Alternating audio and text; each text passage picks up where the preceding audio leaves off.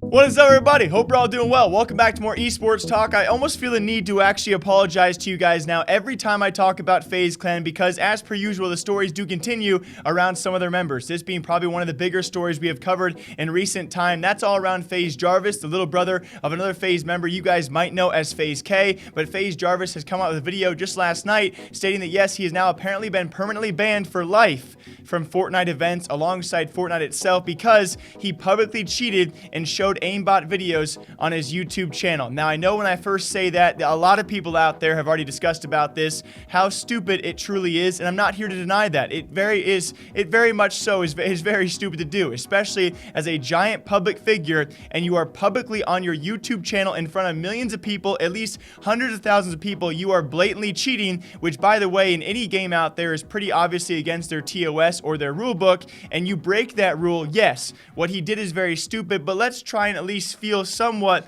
where he is at. We've actually seen this a lot of times, not only in FaZe Clan members being very young. You know, you get the likes of FaZe Sway. He was caught teaming a couple weeks back or a month or so back. You know, again, a very young guy, learns from his mistakes, hopefully in the future, and will not do it any longer. Epic Games, by the way, they have pursued kids a lot in the past. I believe they've actually sued 14 or 15-year-olds as well for promoting cheats, and so we see it time and time again. These young players out there, they are simply needing to learn from their lessons, and this is a big lesson to learn from for Jarvis. He has now apparently been permanently banned, as well as not being able to attend Fortnite events for aimbotting publicly, which I do agree with some sort of punishment, but a lifetime ban? That's certainly debatable. So yes, when I first heard this story, I'll be open and honest. I thought, first of all, how dumb can you be? You, as a public figure, you cannot believe at all times or any time at all you are above the rules, are above being subject to those rules and their punishments. And especially because you are so public, how can you be so stupid to think that you can actually break the rules of the game and cheat, which is one of the highest offenses in any game out there, and actually get away with it by doing it publicly? And yes, he's ever since admitted to it. It's obviously already been out there as well. That was my first thought, but you got to think about the flip side as well. He is only, much like Sway, other members of the community who have made many mistakes like this that we've talked about here on the channel, he's 17 years old. And I know there are going to be comments out there saying, 17? He's almost an adult. No. Okay, if you guys are older than that, look back to when you were 17 and all the dumb decisions you made. Trust me, I made some dumb choices at the age of 17, and yes, you guys can say I was dumb too. Well, yeah, but I understand where he's coming from and the fact that, yes, he might have been a bit jaded by his followers, his viewers out there, and thought maybe he was above the rules, or maybe he just did not think about the repercussions and the punishments being this harsh. A lifetime ban to me seems very harsh. Give you guys an instance. Back when I was 17 years old, I botted lobsters, swordfish in RuneScape. If RuneScape had become my lifetime, my living, my job, I could be in trouble if I actually had gotten caught doing that. I was 17. I didn't really realize the punishments. They never really came my way, but if they did, and my career on YouTube was RuneScape related, I would be pretty screwed. I did not think it through as a 17-year-old, as a teenager, and so I do sympathize with him, with Jarvis, on that level. And alongside that, you got to look at comparing these bans because it does piss me off to talk about this. I am not saying Jarvis did the right thing. He deserves a lengthy ban, probably 6 months, months at the minimum, if not maybe a year ban, at least for competitive play, maybe even further than that. I think he does deserve a very harsh punishment. A lifetime ban, though, a lifetime ban. You didn't even swing the hammer, Epic Games, on two cheaters who had very much malintent. They stole prize money from other players out there, and you gave them a 2-week ban?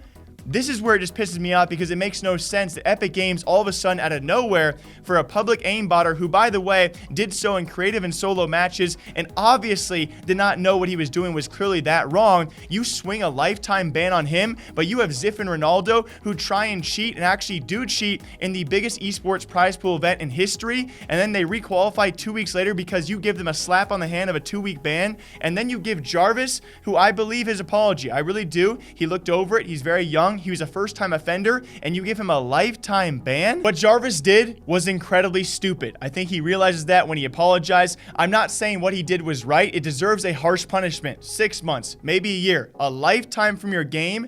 But then, meanwhile, by the way, the kids who stole 50K a pop in their teaming run to the World Cup itself, they get 2 weeks.